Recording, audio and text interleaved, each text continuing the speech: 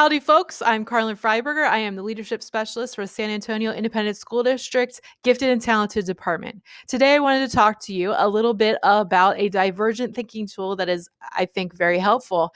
And divergent thinking, just so you know, is coming up with all kinds of ideas with the focus that if you have a whole lot of ideas, whatever the solution to your problem will be is going to be that much better because you're pulling from a wide selection. So today's tool is called SCAMPER, and the letters in SCAMPER stand for different things. The S stands for substitute.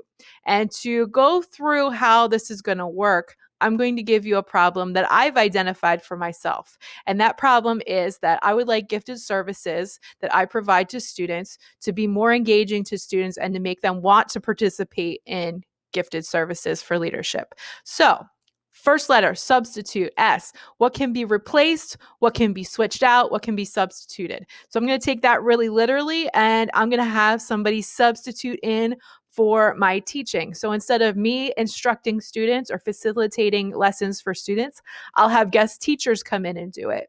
Or I could have members of the community, experts from the community come in and teach lessons to students. So that's substitute. I could also substitute content. So instead of teaching leadership, I could be teaching something else, maybe financial literacy, something that students need to be successful in life. The second letter is C, and that stands for combine. So you're blending together, combining components of an idea you already have or pieces of your problem. So for combine, I know that some of my students have to do an international baccalaureate project, an IB project, but they also have to do a GT project. So what if I combine those two and said that I would support their IB projects when they're doing that for school? I could also combine with lessons that a classroom teacher's teaching, and I could help facilitate a lesson in a regular classroom that has GT students in them.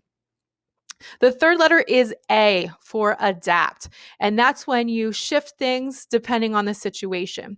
So adapting, what other ideas can I come up with? What can be adapted to this? What could I copy?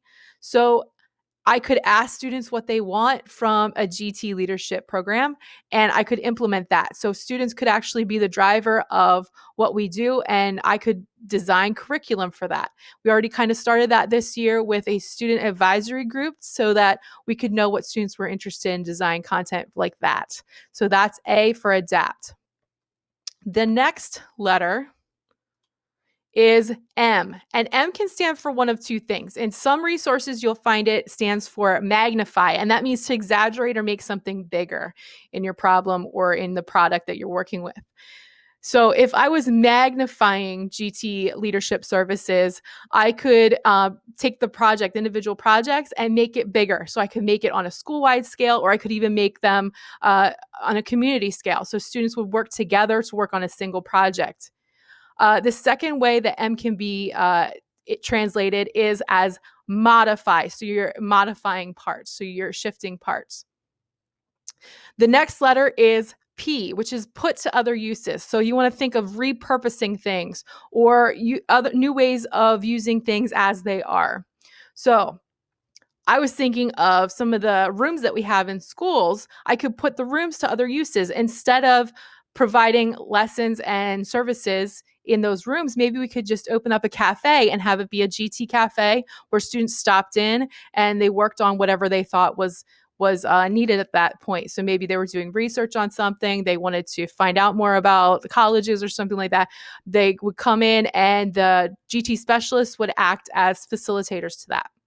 The next letter is E, and that stands for eliminate. So you want to remove, delete, make something smaller. Look at what's not necessary in your problem. So you want to take things away.